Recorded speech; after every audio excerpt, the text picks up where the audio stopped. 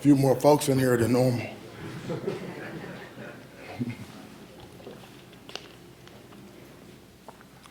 Well, the game kind of speaks for itself. Excuse my voice. I only raised my voice in enthusiasm, but yeah, I was really proud of our players. One thing that we know about our guys is that they're gonna keep playing. They're never gonna quit. And there was never a time in the game where we felt like we were out of it. We never felt like we were overmatched. We felt like we needed to execute better on both sides of the ball. We were able to make some adjustments and find a way to make some plays. We started to convert more on third down on offense, and guys were playing extremely hard on defense. And obviously we have some playmakers that were able to make some plays. But it was a team win, and I tell you what, our fans they never gave up on us. No one left. They stayed in there, down 16, and kept helping us and pulling us through, and that's what Spartans do. With resilient, hard working, earn everything that you get. And someone just asked me what does this win mean to me. It means it's not about me. It's about Spartan Nation and our players, our staff, Michigan State University, all of our fans, all of our former players, the Spartan Dogs, and all of our 500,000+ living alumni across the country and around the world. We know how important this game is to all Spartans. And we don't take that lightly and so I know there's a lot of happy Spartans right now celebrating, and that's what this is all about. Obviously, it's a huge win. Ken Walker.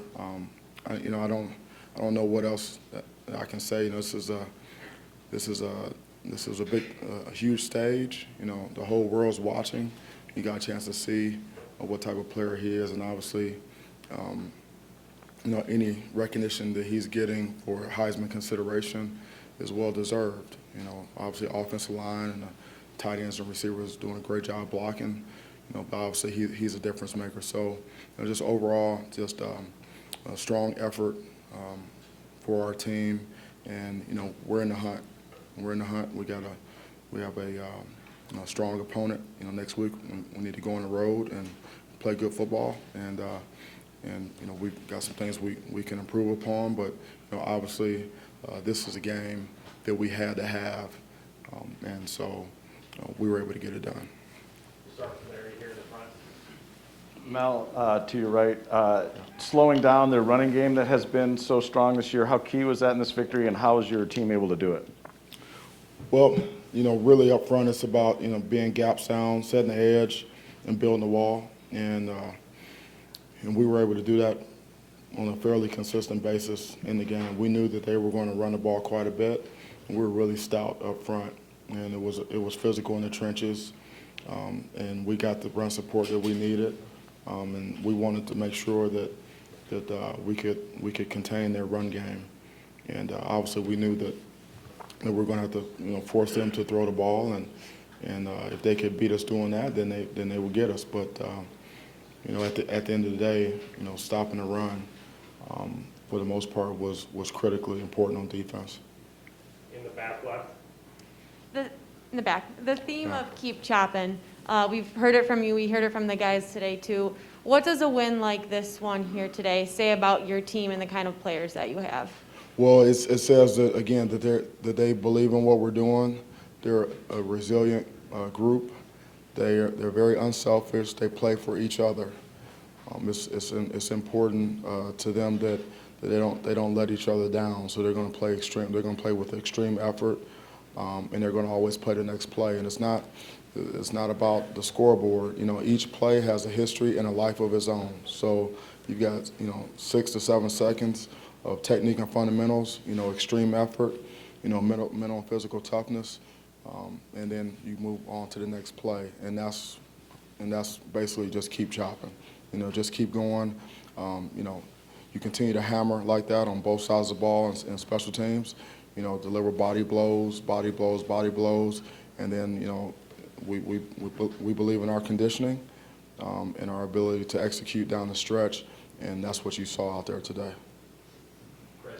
Now, can you talk, I know we've talked so much about Kenneth, but can you talk about a couple of the throws that Peyton made, particularly on the fourth downs, that really kind of set a couple of those scores up? Yeah, I mean, he was very calm, cool, and collected. You know, we talked in the team meeting this morning at the hotel.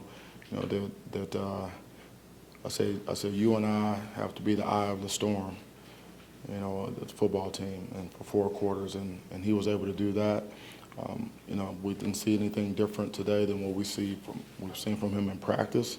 So it really comes down to execution, and then obviously on the other end, guys making plays.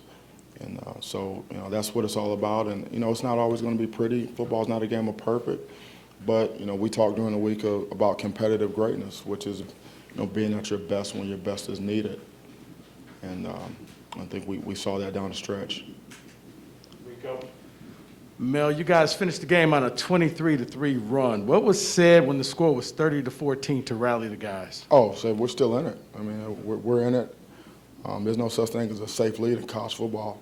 The games, they go forever. The clock stops all the time, and you know, it's just a matter of, you know, executing. You know, getting a stop on defense. We actually were able to move the ball the entire game. We would just stall out. And so we had to take care of the ball, protect the quarterback, and we were able to sustain. And then, you know, when you're in the run game, you know, if you don't go away from it and you're able to hammer, eventually you're gonna pop some. You know, and that's what we saw. We were never out of it, and we never felt like we were overmatched. And we just felt like we needed to execute better. And so credit to our guys. I mean, they didn't flinch, and they just kept chopping, and that's important. And you know, like I just said on the radio, I mean, it's you know, they say football is the game of life. You know, it's the ultimate team sport, but it's the game of life. And our guys, we feel like they're going to be better off because they decided to come here to East Lansing, Michigan State, and the things that they learn, you know, on the football field, how to be resilient and keep chopping and, you know, handle adversity and things like that. It's going to serve them well, you know, out in the real world and life after football, because it doesn't always go your way, you know, and, you know, failure is not an option. You just got to keep going, and you know, and that's on display week in and week out with our guys. So I'm really proud of them for that. Dennis, right here. Mel, there was over here on the right. Okay. Hey, there's no secret you guys had trouble running the ball last year. When Kenneth came in, did you have to say the words, or did you say the words, you can be the guy, you can be great, or was it just assumed that there was an opportunity? No, I mean, every time he touches the ball, he's got a chance to do something special. And when you have a guy like that, the offensive line, they're going to strain, they're going to finish, they're going to believe. The tight ends and the receivers, they're going to strain, they're going to block, because they know that you know, that he can pop one at any moment. And the thing that was impressive today, it wasn't, you know, he had some tough yards in there today. You know, he hit it up in there, and sometimes it was 3, sometimes it was 2, sometimes it was 4. And then, you know, he did some of the things that, you know, difference makers do. He made guys miss, and you know, once he gets into the secondary, you know, he's out the gate. So, you know, his full capability was on display today. You know, he can get the tough yards. You know, he can be explosive. You know, he's a physical player. And you know, in this conference, when you know, down the stretch, this time of year, you're playing good teams. You know, that's when you need to be at your best. And I think he showed what type of player he was today. I mean, the whole world was watching, and everyone wants to know, okay, well, if he's going to be considered for the Heisman, okay, well then, you know, in games like this, you need to produce, and so he was able to do that. Jack in front. Mel, a couple of your players mentioned the locker room celebration. What are you going to remember about those minutes with your team? And are you going to spend some quality time with Paul Bunyan the way you did last year on the bus ride home? Yeah, well, that's one of the things about football is the locker room, especially after a victory. There's nothing like it, because, you know, everyone is a part of it. You know, when you look around, you got the players, and you got the coaches, and but you got trainers in there, you got academic support folks are in there, the administration is in there. We have former players in there. I mean, obviously recruits. I mean, so it's a moment to celebrate, and to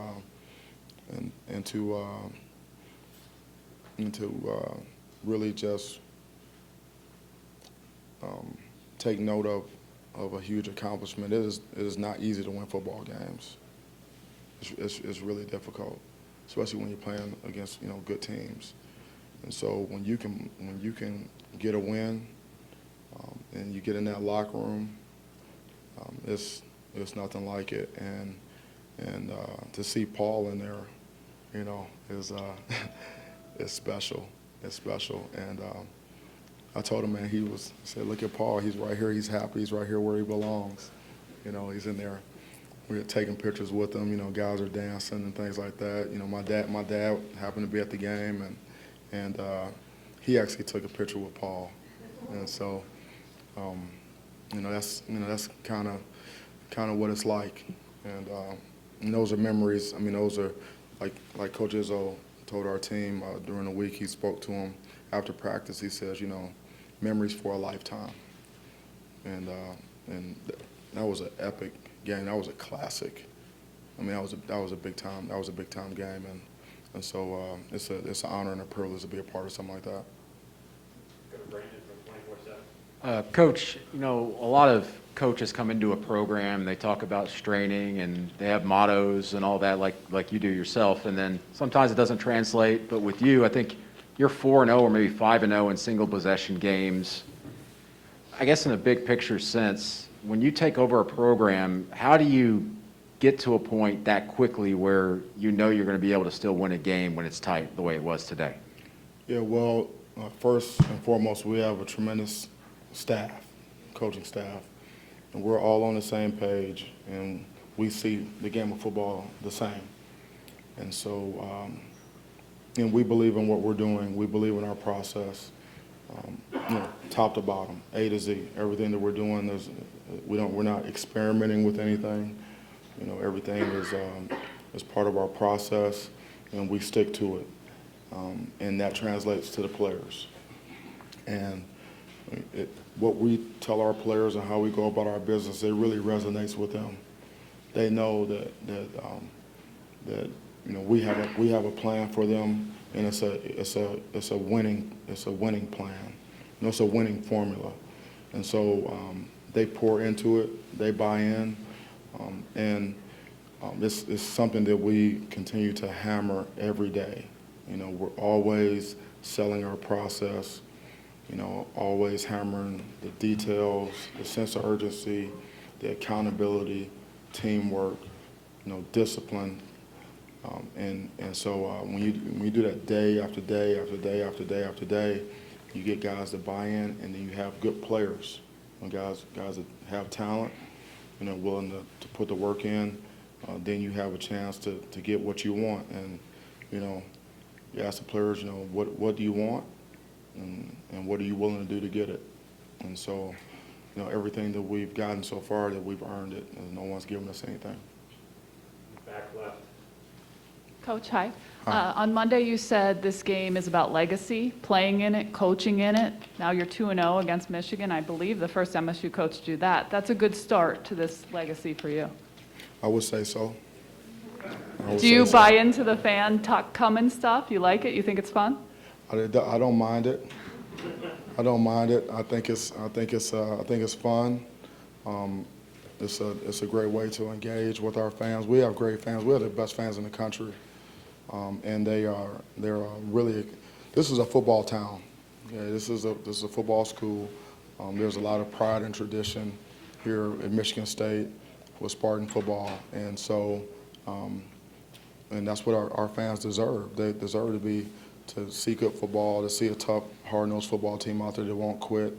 They deserve to see winning football, and they deserve to have a coaching staff and and players who appreciate them. I mean, we appreciate our fans. We appreciate our students, our student section. I mean, we feed off of them, and it's a community. You know, it's you know, we're all connected, you know, through the game of football. And so again, it's not about us. It's about, you know, it's about everyone and all Spartans. And so, you know, whether it's Tuck coming or you know, K9 for Heisman or the deep end or the woodshed, whatever it is, you know, that's what college football is all about. Mel, to follow up a little bit on that, when you think about guys like from Big E to Duffy and Nick Saban and Mark D'Antonio, none of those guys are able to win their first 2 games in this series, yet you've been able to do that. What does that mean to you, or is that something you'll be able to think about further down the road and not so much right now? Yeah, maybe further down the road, but you know, football is the ultimate team sport. I mean, there's so many people involved or committed, you know, that it's just not a one-man show. So anything that happens on the field, you know, I'm a part of it, you know, but it's not all me. And so, you know, like I said, we have a great coaching staff. You know, we have great players that believe in what we're doing, and we have great support, you know, from in our administration and in our fans, and, our former players. I mean, everyone's a part of it. So we say, you know, winning the first 2 games, you know, against a school down the road, you know, and it's never been done. Well, you know, there's a first time for everything, but it's not about me. It's about, you know, everyone else is really a part of this effort. Okay, we're gonna do 3 more. We got Pat and Chris and wrap with Fred. Pat, Mel, to your left here. Yeah. You said when you were interviewing for the job, you thought Michigan State could compete for national championships, but in year 2, are you ahead of schedule? Yeah, I don't believe in self-imposed limitations. I've said this before publicly. Our goal is to win every game on our schedule, you know, whether it's home or away, or regardless of who it is. That's our goal. Now, whether we can do that or not, you know, only time will tell. And so, you know, what does success look like? I've been asked several times. Success is us reaching our full potential, you know, as a football team. And so we have not hit our ceiling yet. We still have room for improvement, and we have a tough schedule ahead.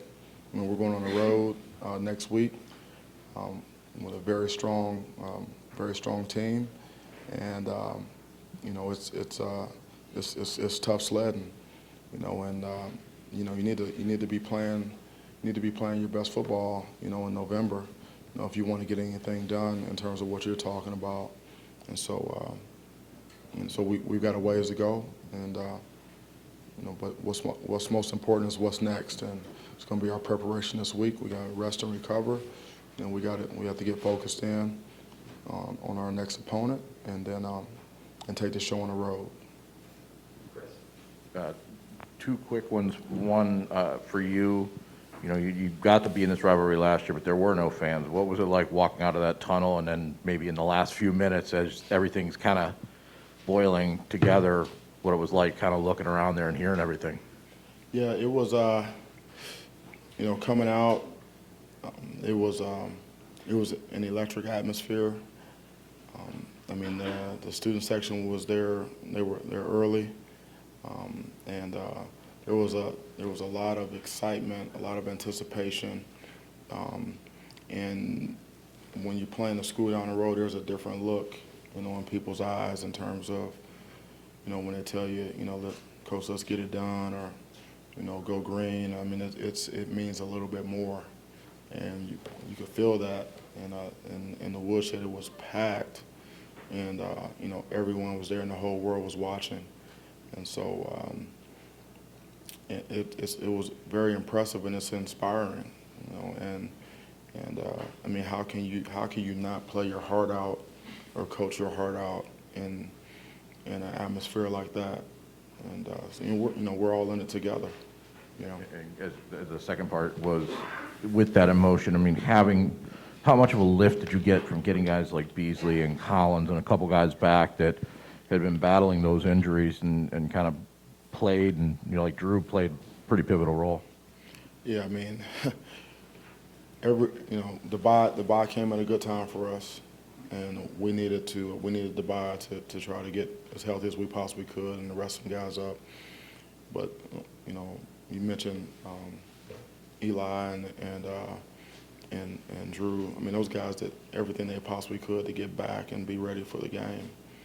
I mean, Beasley told me, weeks ago, he said, I want to be a captain for the Michigan game. And I didn't list him on social media because we weren't sure if he was going to be able to make it. But I mean, he did everything. I mean, he was 24 hours, round the clock treatment, and that's huge. And those types of players are foundational players. They motivate coaches, they motivate their teammates, and epitomize what Spartan football is all about and what it means to be a Spartan. And that's just the mental and physical toughness and going out there and laying it on the line. He wanted to be there, for his teammates, and that's special. Same thing with Eli, and there was other guys that have been banged up and worked really hard to get healthier for this game. And at this time of the year, no one's 100%. Everybody's beat up in some way, but everybody rallied the best they could to be available for this game. We'll wrap with Fred on the far side. Mel, I realize the season isn't over, and I can appreciate that you think it's not about you, as you said out there.